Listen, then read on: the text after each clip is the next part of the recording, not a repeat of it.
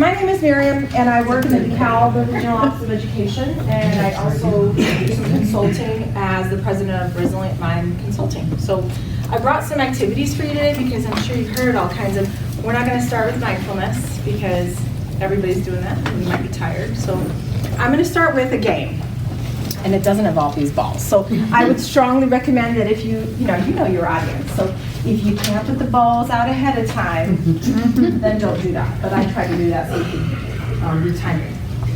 How many people attended my session last year? Besides Rebecca? Oh, okay. Susan and Rebecca. All right, good. And you know me personally, so Pedro knows me too. So I'm going to start the game. And I do this because I was interested in researching young people who were underrepresented minorities, right, in STEM, science, technology, engineering, and math for my dissertation. And I'll tell you a little bit more about that, but they need to have more fun. It's quite intense for them. So often I find that by being vulnerable myself, right, showing that I make a mistake or whatever, and I'm okay with it, that they then are more willing to be vulnerable too. So I'll just start with a game. Kids like to think that you're lying, right? So I'm going to tell you 2 truths and 1 lie. Anybody played this game? Oh, yeah. All right, so you have to figure out which one is the lie, yes? And you're going to talk to your friends about it. So here are 3 things about me. 1, I grew up in another country. 2, I worked in a jail. And 3, my dad is alcoholic, my mom had mental illness. Go ahead, talk to your neighbors. What do you think is the lie? How are you?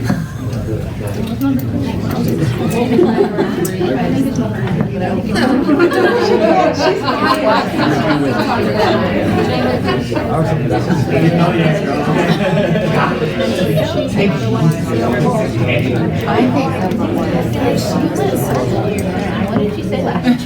Yeah. Oh, she doesn't remember. Damn, that's awesome. Okay. No, that's all right. You don't have to be right. All right, maybe like 30 more seconds.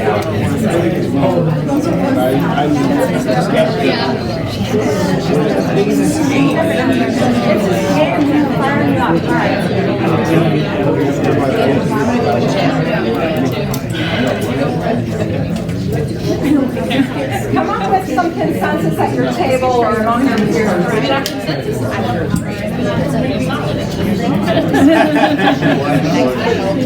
All right, let's do 5, 4, 3, 2, and 1. Thank you. You're such good teachers. Okay, so what did you think of this table? Which was the lie? Number 2? And I work in a jail. Okay, how many other people thought that? No jail work. Okay. What did your table think, Spencer? 3. My parents. Why would I talk about my parents like that? Alcoholic and mental illness. Because this is an open space. Open space. So you think that's the truth? No. Oh, wait. Yeah, I think it's. You don't know what you think. I don't. Right now, I'm just enjoying watching you do it. Okay. How about your table? We didn't really exactly agree, but I thought 3. Oh, I thought we were talking You just, thought 3 was the lie. yes. We thought 1 was the line. Okay. Well, you thought 1 was the lie. Okay. How about back here? Anybody want to throw one out? I thought 2 was the lie. I don't look like a jail warden to you. I was a corrections officer. Actually, they're all true. All right, that was a trick. I do that for a couple of reasons. 1, kids like to lie. Like they like to catch an adult lying, right? But you were laughing, you're talking about something. I also introduced something fairly sensitive, right? My parents were, my dad was an alcoholic, recovering. He was 28 years sober when he passed away. And my mom did suffer from depression and perhaps bipolar. We're not exactly sure, but I will tell you that their existence was pretty traumatic. So throwing that out there. I throw that out there though, not just to overexpose myself, but because shit gets real really fast with kids, right? So, pardon my French, we're being recorded, but I'm here as a Resilient Mind Consulting, not as so that establishes for some kids some credibility, right? That you're honest and that you went on what? You worked in a jail? So that's why I do that. I'm not going to get into detail about my background, but I will tell you that I share that little piece in part to be vulnerable, but also to share that mindfulness and meditation were one way for me to kind of mitigate or navigate some of those experiences as a kid. I also did grow up in another country. The country I grew up in was Iran. My dad is Iranian, and I was there from when I was 3 to when I was 10. So I speak Farsi, and kids always think that's kind of interesting too. And I used to jokingly say, no, I'm not a terrorist. But that's not so funny anymore. It worked well when I was in the jail. That worked really well. So I also wanted to share with you, so I did my research with college kids, and I wanted to, my idea was this. And Tovi, in her opening speech today, talked about, teaching is predominantly white middle-class women. So first of all, thank you to the men who are here. I appreciate the women too, but we always come to this shit. Thank you to the men who show up. I really do appreciate that. I really do, because it matters to women that somebody else is helping with the work, and it matters to kids to see men be vulnerable and honest with their feelings and have tools too. Because really, if you watch TV, it looks like the tools are drive a big truck, drink a lot of beer, and play sports or do whatever, which is not bad, but those aren't necessarily tools. So I thank you for being here. I also, in my work with the college students, had all kinds of revelations because they were African American, Hispanic, Latina. I had 2 students who were Muslim, and even though they're not underrepresented minorities, one was from India and one was from Pakistan, they were on our campus they stood out because they wore the hijab. So they wanted to participate. I wasn't going to tell them no, and I thought it would be interesting to kind of have a variety of experiences, especially kids who are presumed to be good at it, right, and what their experience was. So one of the kids did say to me when I was done, so I got trained through KORU, which is affiliated with Duke University, but it was specific to college kids. And I don't know what your experience has been, but I found quite a bit obviously for adults, and I found quite a bit for elementary school, but there really wasn't anything for that transitional time. So, KORU was that fit. It was also manualized. It was very pragmatic in that it was 4 one-hour sessions once a week, and you asked the kids to do 10 minutes a day. So, but based on their feedback, one of their comments was, and I get to know my students really well, but I said, if you're gonna tell other people, what would you say? And they said, well, maybe, here's her quote. This is a young African-American woman who came to this university but grew up on the south side of Chicago. So she said, I would say at the beginning of the first class, ask us where we're born and raised. Because I recently learned that everyone had different perspectives and learning opportunities because of where they're from. She learned that at our university because part of her problem was she got into AU and she then had problems struggling in class. One of her issues was she said, I've never used a microscope. And a lot of the kids in our class already know how to use this. And so I feel already kind of at a deficit. And I never thought about that. I don't think because I'm from the south side of Chicago, I'm slow or anything, but as far as the school system, I know it's messed up, but a lot of teachers really don't know that. So, that said, I brought you 2 poems. Those are the handouts that my friends passed out for you. And we earlier attended, did anybody else go to Tim Iverson's session on poetry and art? Okay, cool, that's right. So one of the points of meditation and mindfulness, right, and I try and explain to kids, mindfulness is a way of being, meditation is one way of getting us there. But a lot of their preconceived notions were, it's basically white people doing weird hippie yoga, was what they thought of mindfulness and meditation. And that was kind of some of the realization we had last year as an organization, as COSM, was this is, what white people do. Not that we're bad, but it's not very inclusive, so how do we get this other dynamic involved? So just for your purposes, this one, where I'm from, some different teachers have introduced this to their students, and you'd be surprised at what you can get from kids. So anybody familiar with this poem? You've heard of it, okay. I didn't want to deal with technology, quite honestly, so production and get it all set up and stuff for our organization. But there is a YouTube that you can hear the author read it, and it's very compelling, but it starts with, I'm from clothespins, from Clorox and carbon tetrachloride. I'm from the dirt under the back porch, black, glistening, it tasted like beets. I'm from the forsythia bush, the Dutch elm, whose long gone limbs I remember as if they were my own. I'm from fudge and eyeglasses, from Imogene and Alifair. I'm from the know-it-alls and the pass-it-ons, from perk up and pipe down. I'm from he restoreth my soul with a cotton ball lamb and and 10 verses I can say myself. I'm from the Artemis and Billy's branch, fried corn and strong coffee. From the finger my grandfather lost to the auger, the eye my father shut to keep his sight. Under my bed was a dress box spilling old pictures, a sift of lost faces, to drift beneath my dreams. I'm from those moments, snap before I budded, leaf fall from the family tree. So on the back is a template for this, because I have found that students are really eager to share where they're from and what their origins are, but we don't always have that opportunity at school, right? We're so concerned about content. Unless, of course, you get to be the language arts teacher, or maybe, there's a humanities class. I'm out in DeKalb. This stuff is not really happening for a lot of kids, and so encouraging kids to share with you where they're from. I did see at one school, they had all their poems up on the wall, and they shared really compelling information about themselves that might not happen just in an interaction, right? So this format allows kids to kind of share. And then I wanted to read this other one for you.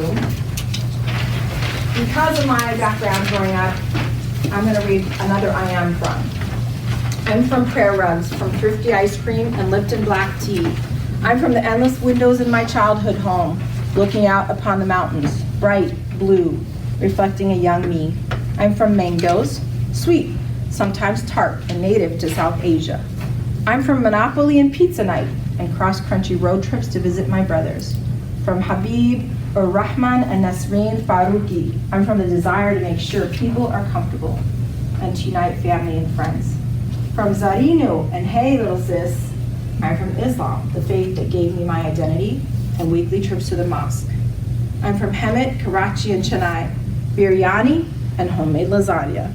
From the 1999 trip my family made to Pakistan, riding motorcycles in dirt cricket fields, trips to the corner shop for candy.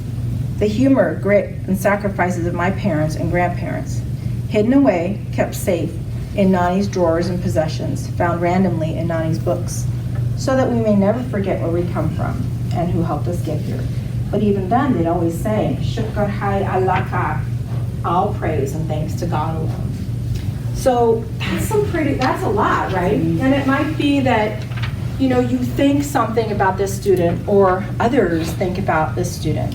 When I first came to America as a 10-year-old, it was during the revolution and after the hostage crisis. And so a lot of kids, I had jewelry, so one of the things Persians do, and I think a lot of cultures is give kids gold bracelets, like when they're little. And I had jewelry that I couldn't get off anymore. I'd grown into it. And I got a lot of teasing about, is that your styling? Is that your, and I'm like, why would you, where's that even coming from? But those are the stereotypes and assumptions people had about kids who came from Iran. So at the time, it would have been nice for me to be able to show that my mom's American. I grew up eating American food. I listened to Dolly Parton, Cher, and Elvis when I was little, even in Iran. So this is a nice way. It's quick. It provides a format. Kids will do it. I encourage you to give it a try because you might be surprised. Young kids can do it too. Any questions? Can I offer something? Please do. Just that if you're going to use this and you want a full lesson plan, Linda Christensen has a book called Reading, Writing, and Rising Up, and there's a Awesome. full lesson plan there too. Thank you, Linda Christensen. Reading, Writing, and Rising Up. Beautiful. Thanks for sharing that. Okay. The other one I have for you is Just Because. Just have that one. And I thought about doing this because I was collaborating with a teacher in DeKalb who had kind of gotten that class of like the rejects that aren't going into algebra and they're not, you know what I'm talking about? Right, the leftover. We've talked about this, right? As far as scheduling. So, sorry, Rebecca and I are friends outside of this and our kids went to Montessori together. But now we're in public schools and it's sometimes a challenge because we see things that we know are unjust or that are causing problems for kids. But our earlier discussion was that because of some tracking, right, some kids sift and fall through the crack.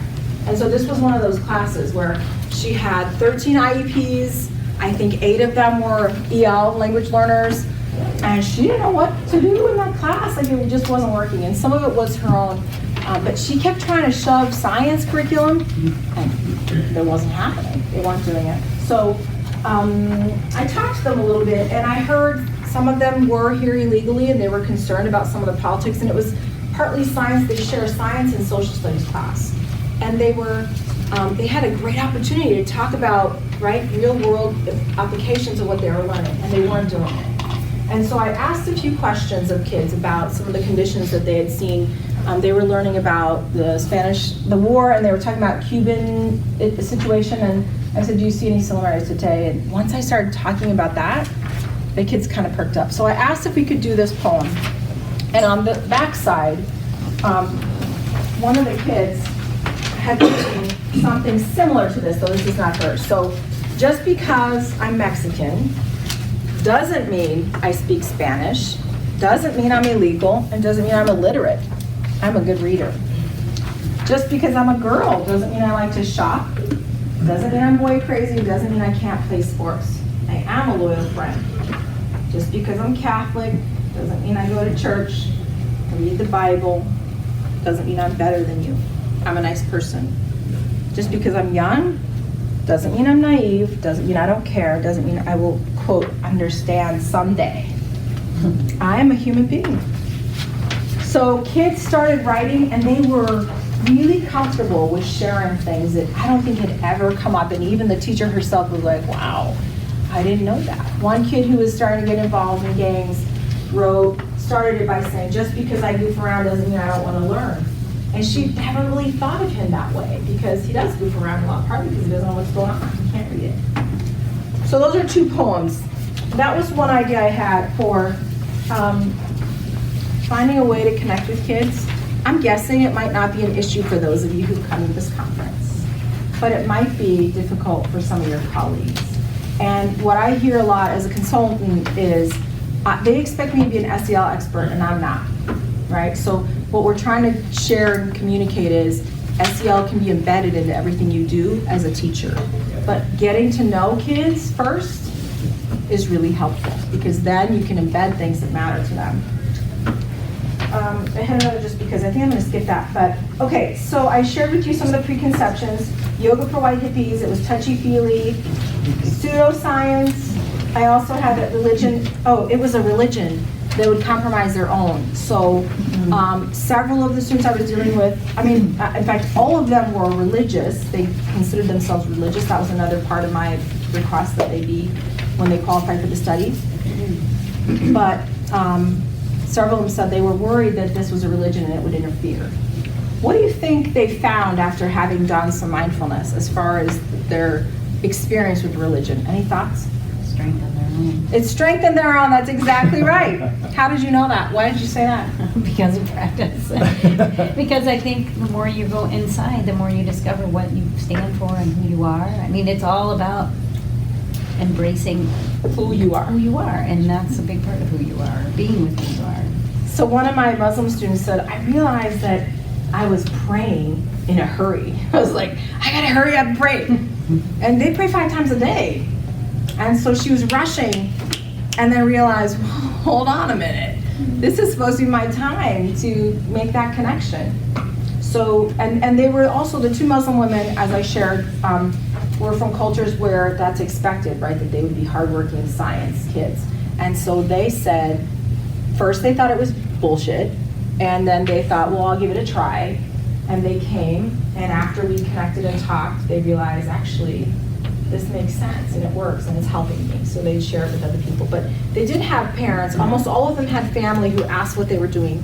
For the couple Latina women, it was kind of luxurious to sit and meditate for them occasionally, right? They have some other obligations. And so they said they had to kind of explain to their parents what it was that's happening and why it was important to them. And sometimes they had to be maybe a little more, discreet about their timing and when they were using it. So, okay, now I said, have you built trust, get active before going too deep? Having done this for a while, I'm pretty comfortable saying, okay, we're gonna sit still, and we're gonna be quiet, we're gonna breathe. But a lot of people aren't. It's very vulnerable, right? And especially we're adults, so we've kind of done some of our work, hopefully. But teenagers, inevitably there was laughing, giggling, and I still have friends who, as adults, aren't comfortable with sitting still. My sister hates it. She can't do like 2 minutes. So I ask that you think of different avenues for starting with this stuff. And you might already do that, but these are the things that I did. Okay, so if you want to use a ball, would you just stand up? And there aren't enough for everybody. I brought 20, I'm sorry, I've loaned them all out. So if you have a ball and you want to stand up, and you know what, if you don't have a ball, you can still stand up. Get out of your seat for a minute, all right? So all we did is we're just gonna, so the trick is to try and do it together, all right? So I'm just gonna demonstrate, it's not that complicated, but here's what we're gonna do. We're gonna drop it, pick it up, wait till I'm done, and then pass it over, okay? Drop it, pick it up, pass it over. Drop it, pick it up, pass it to the next hand. Drop it, pick it up, same hand, pass it over. All right, now we're gonna try and do it together. We're gonna hear if we can get that rhythm. Ready? 1, 2, 3.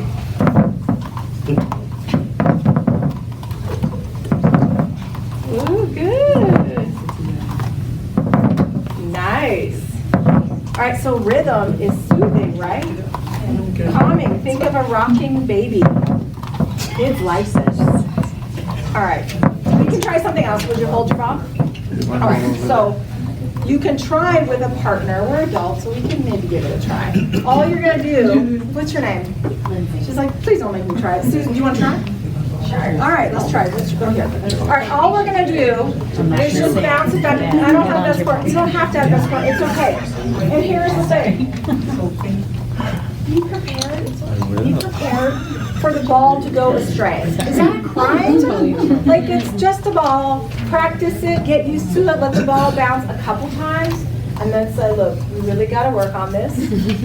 But you know, I'll trust you to judge your community, right? I just walked into a middle school on Monday. I didn't know them from anybody. It was a class of 27 people. She said they were a good class. I trusted that. We did a few as a group, and then they all lined up and they did it together, and they did awesome. But she goes, you're gonna need to come back from a 4th period class. I said, okay, what's the issue? She goes, well, I just don't trust. There are these balls everywhere. So then I would say, all right, start with a group of 5. You give them the balls, right? And say, you do a little training, and then look it, other kids are gonna wanna bounce the damn ball. So they're gonna hopefully be motivated to say, all right, I wanna try it next. Okay, and it's a chance for those kids who are physical, who do wanna move, and are good ball handlers, by the way, which is a skill, to shine in an academic room, in an academic space. All right, so all we're gonna do is pass it to each other. Ready? Bouncing. Lindsay, right? Yeah. Lindsay, yeah, we're just gonna bounce it and see how we do. 1, 2, 3. Ah, that's okay. 1, 2, 3. Okay, go.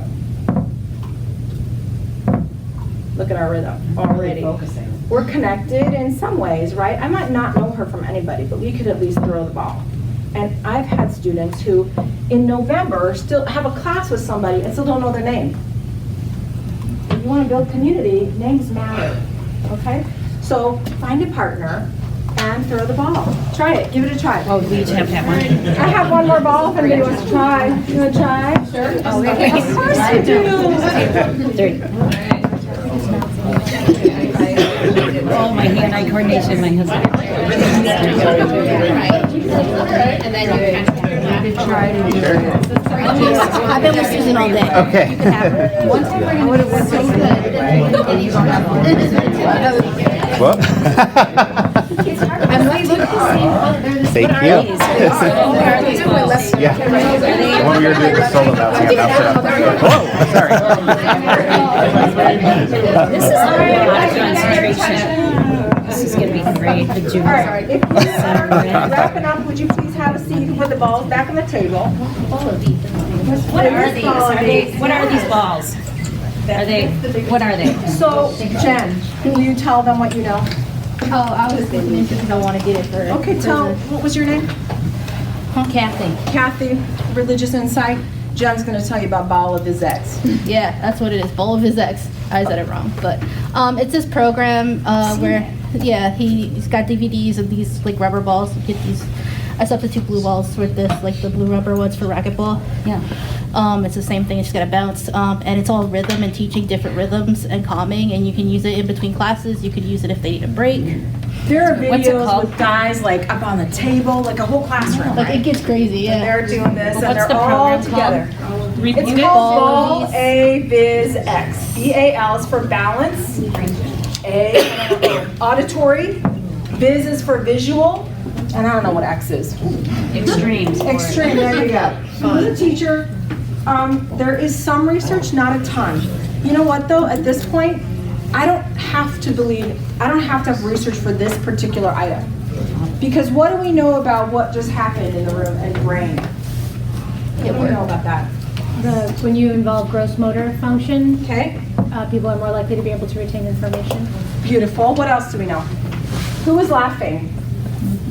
You're kind of playing around. What happens when you're... Oxytocin. Oxytocin, all right, so a lot of teachers will tell me, these kids come with a bunch of baggage, they're traumatized, you are not gonna change that, right? I do get to dictate what happens in my classroom.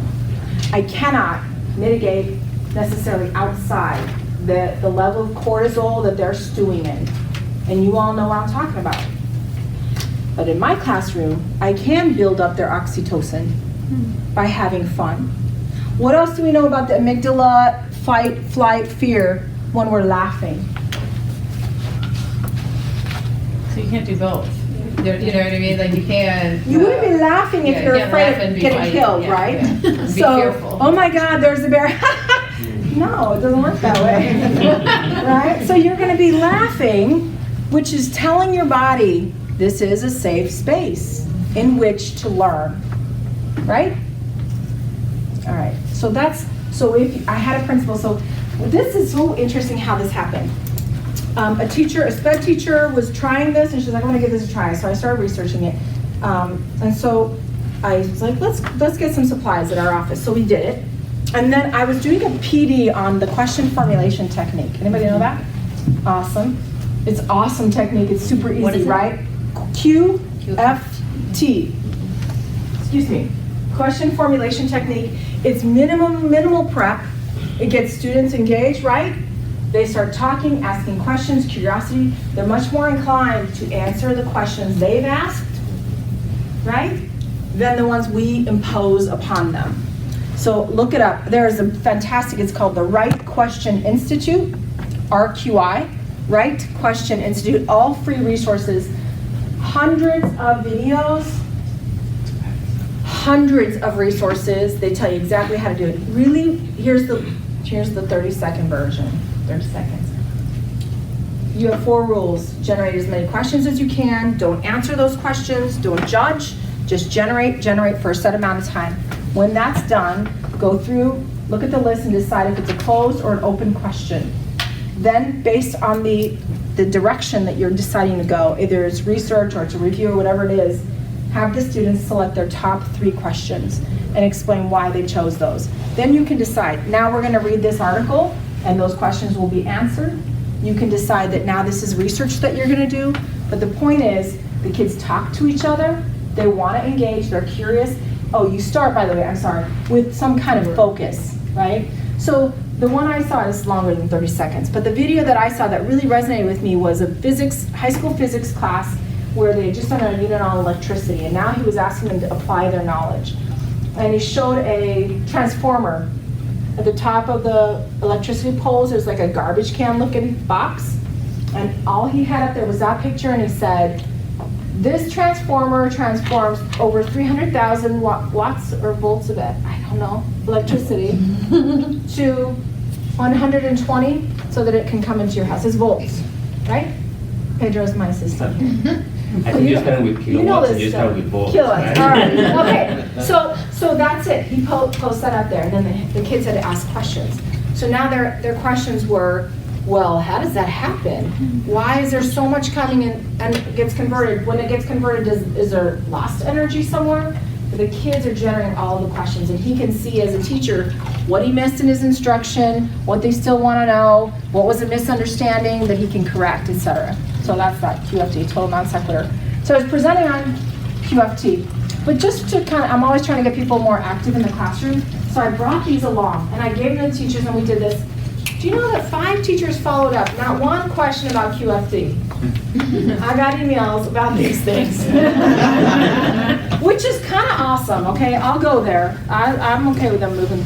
But it was awesome because one teacher started it, and then the other teacher was like, this looks kind of cool. I might be convinced. I was like, what do I need to do to convince you? Another teacher has a daughter-in-law who works for a tennis center? I don't know, tennis place. She got 40 balls donated that are recycled, like old balls. Those work too. So you don't have to buy the fancy ball of his ex, but you'll find them. Also, racquetballs work. I say, is it evidence based on practice or practice based on evidence? You're seeing the evidence right before. You're seeing the evidence, right? Oh, my point was, teachers started doing it, and I was like, that's my in. And then the principal, who's a pretty good guy, but he's like, so what's the research behind those balls? And I was like, oh, shit. So I didn't know, because I know, but they, like, administrators want documentation of what works and what the research is. Now, I could pull research out and just put a name, and they don't necessarily look that up, right? But that's not my style. I know what I know about the brain. So there's a great a book called Ready, Set, Move. It just came out. It's something 2.0. I'm sorry, I don't know the author. Ready, Set, Move. And in it, he talks all about learning doesn't happen from the brain, from the neck up. It happens from the feet up. So let's get kids moving. The Hoberman Sphere Oath. Lindsay, right? Here's a goodie bag for you. Oh my gosh! For helping me demonstrate. Thank you. I bring goodies usually, and if I get into the room before the other people, before my audience is coming, I put stickies under the chair, and just because you're sitting in the right chair, you get a prize, but I didn't have time to put stickies. Why do I do that for kids, do you think? I do that in my classroom. So they're excited to come in. So they're excited to come in. And also, you don't have to earn a prize. Sometimes just showing up is okay, right? You're not the brainiac, you're not always getting the gold ticket or the star. Being a Montessori parent, I'm not down with all the rewarding bullshit we do in education. I'm just not. We're manipulating all the time, and then we're shocked that my son, I'm asking him to do, what do I get? You don't get it, you get to live here for free. How about that? So, the Hoberman Sphere, anybody use these already? Yep. What do you use them for, Kathy? I didn't plant her here, by the way. What do you use these for? Breathing. Okay, can you demonstrate, would you demonstrate for us? All right, so you just use an inhale and exhale. There are bigger ones. These were $4 each. I've heard a couple from the Mind programs because I only bought 4. But there's a giant one you can walk in with. It really gets the kids, especially younger. But I'll tell you, middle schoolers like it too. And they'll start out doing this. Right? And you're like, okay. But this means something they're doing. So you can use that to talk about physiology. When is it that our body or our heart is doing this? When we're anxious, right? And what tools do you have to make it slow down, right? So it does take some skill to really do this. And we just get in a circle and pass it around. They all want to touch the ball. We're very excited. I also think that having something tactile for kids is helpful. It's fairly nebulous to say just sit there and read whatever. And it's a little easier to have something in front of you that you can kind of focus your attention on. How many people use the little stuffed animals, have done that one? What do you do, Connie? Beanie babies on their chest. Beanie babies on their chest. They love it. Even high school kids, if you would believe it, right? So you can just sit in the chair and you just put the Beanie Baby here. And as you breathe, you'll feel it move. They thought that was awesome. Can I keep it? You can get them for 50 cents at Goodwill, so sometimes I give a few of those away too. Questions so far? Yes. One project that I did with a group of kids where we made eye pillows. Oh. So they're able to put the eye pillows on their eyes as we're breathing in and out. That way, they don't have to keep their eyes closed. There's something there. We call them stinky socks. We did them too with tube socks and just rice, so they can just throw them. Everybody call them stinky socks. You can pour in there. Right. And I have little sprays and stuff. And so if they like little scents, they can spray it on it, and it has their name, so everybody has their name. That's great. How about when you are working with kids and you know that closing your eyes helps you minimize, right, the sensory input. But you have kids that are leaving their eyes open. What do you do with that? Great. Let them. Yes, I tell them to just focus on one thing. Focus on one thing, look down at the table or the floor, right? Because I did a grant where I was in the classroom, but the teacher was in there too. And she was almost like making me kind of cringe because she'd go, you need to close your eyes. And then and I'd be like, no, they don't have to close their eyes. Because it's really vulnerable to close your eyes. It's not safe. So my cautionary point is always, and again, I'm probably preaching to the choir, but understand for your peers, because I've also been talking to teachers whose principals are mandating that they do this. And it really turns teachers off, and it really turns kids off, because it's not a choice. This is personal, and if nothing's going to derail it faster than if we force people to do what many of them think is a religion, and we don't give choices. So I understand now that I can say to the teacher, there are going to be kids who don't close their eyes, and that's okay. It didn't occur to me to say that to the teacher when I went in, because I knew it, and then I was like, oh my God, and then I don't want to like correct the teacher in front of the kid, right? So then I had a couple kids who wanted to read. Okay, they're not disrupting anybody. It doesn't work for everybody. It's a choice. I think it's important for the staff leading too to kind of say my eyes will be open to keep people safe, because I think sometimes when instructors close their eyes and no one's really watching. Oh, then things could be happening. I just kind of joke with the kids too, like, I gaze down or eyes closed, but don't stare at someone with their eyes closed, because that's weird. I love that. I do think I'm curious about the safety, because if I'm leading, I mean, I'm not staring either, but I just say my eyes are down. But if my eyes are closed, a lot of stuff, you're not monitoring if a kid is going into a space that doesn't feel right for them. I love that. Thank you. I usually kind of walk around, and when I've gotten reflections from students, they'll say, I like that you walk around. It feels more personal and close to me. I feel like one person said, wrapped up in mindfulness, whatever I do my stand. So, okay, I feel like you know how to do mindfulness. So I don't need to do mindfulness with you. I'm going to read you a couple more quotes from students, and then we'll do one last activity. Is that okay with you? Okay. All right, so here is some of the other, okay, let me look, sorry. Okay, balls, women's sphere, I talked about that. Okay, here's what I'll tell you, Sarah said. These are the student experiences as far as making it compelling for administrators or whoever wants to. This student said, when getting stressed, this is a student who was very, very critical at first. I would kind of just stop and wait and just think about like, what's happening now? Should I really be this stressed out? Or can I just take a step back and breathe? It's not that big of a deal. I don't have to worry so much about it, and I've kind of been using that with finals and just with exams in general. This is a kid who had a lot of pressure. They expected her to be a doctor, all the stuff that comes up for some kids. More of like being in the moment, like we talked about, as opposed to just thinking ahead, and what do I need to get on this exam to get this grade, and things like that, which I always do.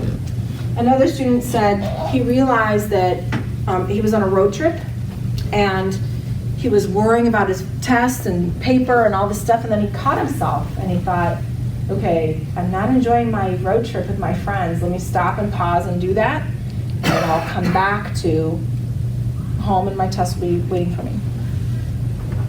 I titled this, about students' voice and agency, and so that's where, to me, this quote really stepped up. As I said, they were underrepresented students, right? So their experience was kind of loaded. But Robert said it felt safe and a sense of belonging, so he decided to speak up more. And here's what he said. It definitely helped me feel more belonging on campus because of the conversations that we had, and seeing my experience is not just my own. Other people have some of the same thoughts or struggles or even the same fears and doubts. So Koru is set up so that you come, you debrief a little bit about how your week is going, but it's not a therapy session, right? But I was doing this study in 2016 right before the election, and so there was a lot of anxiety for young people, and they were comfortable sharing that in this space where they weren't comfortable doing that necessarily in other spaces. And knowing that you recognize that made me feel that I had the power to go out and pursue things that I thought I could not pursue before. It's definitely an experience that helped me become a little bit more outspoken, especially on social issues. I mean, in a lot of my classes, we don't really talk about social issues because I'm in all science classes. But when it came to just everyday conversation, I think I was just a little bit more open to sharing my opinions and not feeling like I'm going to get bashed or someone's going to condemn me for it. And again, he says, well, I take science, right? So we can't talk about this hard stuff. But Henrietta Lacks, is that her name? Yep. That's science, right? Yep. We choose as educators what we do talk about. And this pretending that we're all in Disneyland that some teachers want to do is not helping our students, because their lived experience is sometimes very different than the things we think we want to do for them. So lastly, I'll do this. Yes, Kathy? Can I ask one question? Sure. So what was the program that you researched? Can you give us a little snapshot of Sure. what did you do? It was called KORU. Yeah. It was through Duke University's counseling program. And I went to a 5-day training, which was awesome, in Maryland. And it was, what was the ticket for me, now this has changed, right? This was 6 years ago. The ticket for me was that it was manualized. And so a lot of the criticism about research on mindfulness used to be, it's willy-nilly. I can decide I'm going to do, body scan today, except for mindfulness-based stress reduction, right? MBSR is very specific. But mindfulness per se did not have any manualized curriculums. So the fact that I had this population and the fact that this was manualized was why I chose this program. So it was led by a doctor, a psychiatrist, and another counseling person. I went to a 5-day retreat. So we did training there. And then it was a 2-year-long certification where we had to videotape ourselves. We got to teach it right away. But I think I said earlier, the commitment was you commit to 4 weeks as a student who participates. They ask you to keep the group to 12 to 15 people, no bigger. And each week is a 1-hour session in which you teach 2 lessons. So I'll give you the first week is just a general kind of overview of what mindfulness is and isn't. And you do belly breathing, right? And some of the students talked about like, yeah, I'd heard about breathing, but no one ever talked about breathing from my diaphragm. No one ever talked to me about that physiology. So that, and then we do a body scan and a gatha. Anybody know what that is? Like a poem? Hey, you want to do that right now? Yeah. All right, let's do it. All right, we just sit up just in your seat. All right, this is called a gatha. It's a word, G-A-T-H-A, and it refers to having some kind of little saying to hold on to. So just take a couple breaths, be seated, comfortable where you are.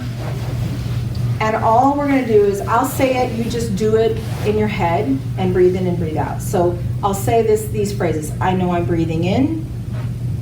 I know I'm breathing out. Breathing in, I calm. Breathing out, I smile. And there's a dog in the atrium. I know I'm breathing in. I know I'm breathing out. Breathing in, I calm. Breathing out, I smile. And give that a try. Physiologically, if you smile, sometimes it changes things. I know this is the present moment.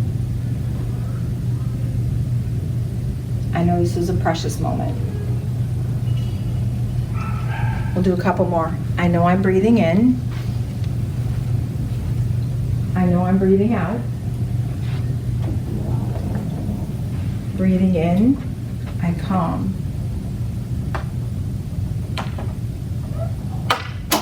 Breathing out, I smile. I know this is the present moment. I know this is a precious moment. And then you just go to one key word. So in, out, calm, smile, present, precious. We'll do one more. In, out, present, precious, calm, smile. And when you're ready, you can open your eyes. And I changed it a couple times. So that's Agatha. We did a mindfulness body scan, which they usually like. We did a walking meditation. We did an eating meditation, which they didn't like. And honestly, I think college kids are so intent on just shoveling when they can that they didn't like to slow down, but that's probably why they need to do it, right?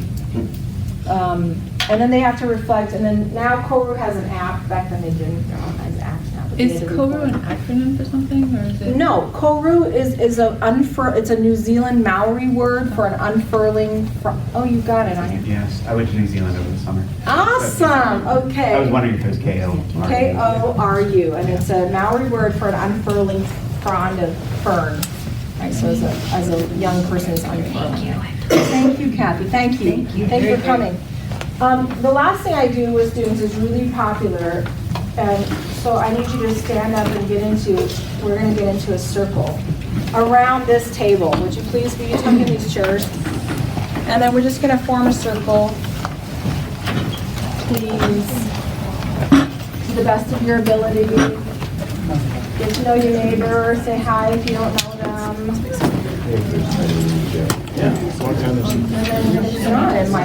All right, so Tim needs a space, and we're gonna have a gap here. We're just gonna have to not film. Hi, Sally, you wanna come in? I'll bring your sweater. Do you want your sweater? So we have to get closer. So Skylar, will you connect the dots and make Sally, you move in here? Because you're gonna be passing this cup of water. So Oh, let's got do it. this. Let's Oh. rotate that way. Let's go this way. Got it. Yeah? Okay. Better? So what's gonna happen is we're just in silence. You okay now? Thank you. Okay.